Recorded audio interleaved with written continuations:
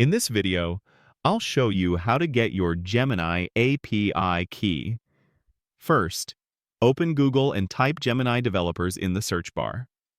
From the results, click the link that starts with ai.google.dev. That's the official Gemini developer website. Once the page opens, sign in with your Google account. After signing in, scroll down a bit and click on View Gemini API Docs. This will take you to the main documentation page. From the Overview tab, click the button that says Get Gemini API Key. Now, in the top right corner of the screen, you'll see an option called API Key. Click on it, and a setup window will appear. Here, you can give your key a name and choose how you want to create it. You can either import from an existing cloud project, create a new one, or simply use the default Gemini project.